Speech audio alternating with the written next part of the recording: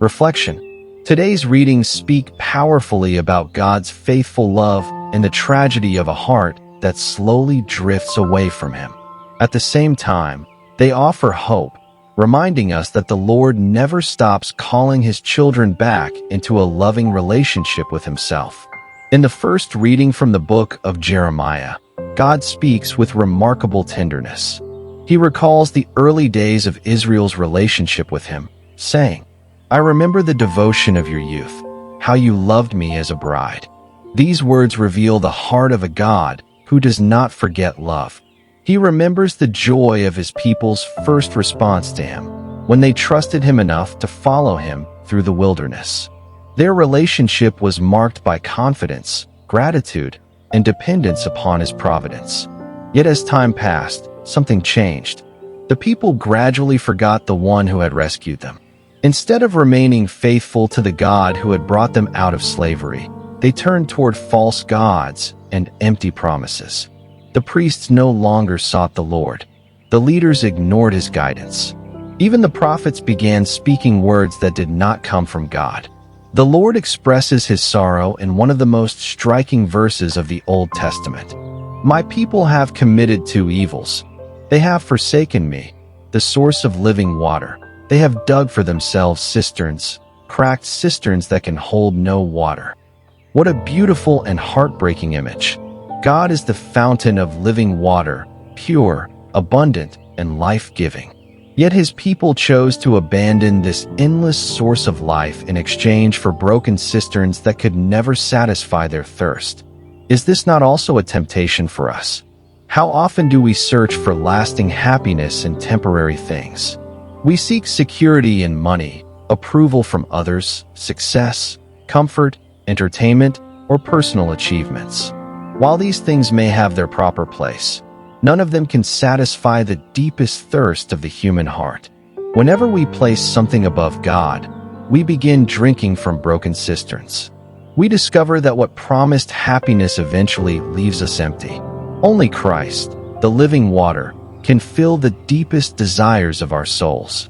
The gospel continues this invitation to deeper conversion. Jesus explains to His disciples why He teaches in parables. Some people hear His words with open hearts, while others hear only sounds without understanding. The difference does not lie in Jesus' teaching. The difference lies in the condition of the heart. Some hearts have become hardened through pride. Others are distracted by worldly concerns. Some refuse to change because they have grown comfortable in their own way of living.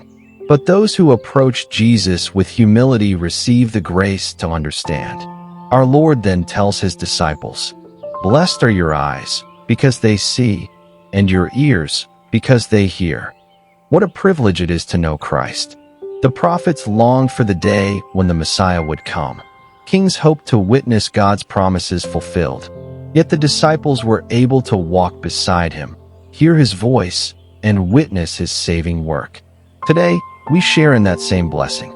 Every time we open the Scriptures, Christ speaks to us. Every time we participate in the Holy Eucharist, we encounter Him. Every time we spend time in prayer, He invites us into a deeper friendship with Himself. The question is not whether God is speaking. The question is whether our hearts remain open enough to listen. Today's readings invite each of us to examine our spiritual life honestly.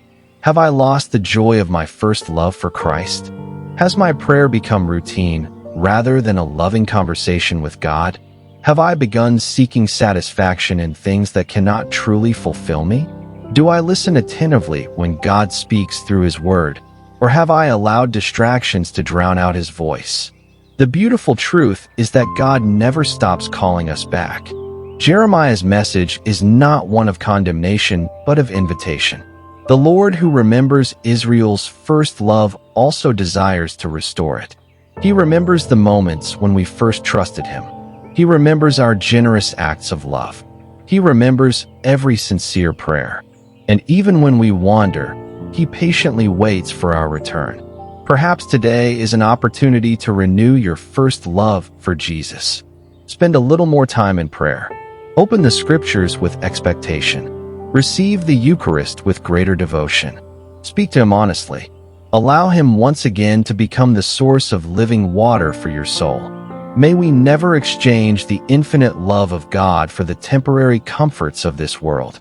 Instead, may we keep our eyes fixed on Christ, our ears attentive to His word, and our hearts always open to His transforming grace. Resolution for the day. Today, I will spend 10 minutes in silent prayer before Jesus, thanking Him for the gift of His faithful love. I will also identify one broken cistern in my life, anything that has begun to take God's place, and consciously entrust it back to the Lord.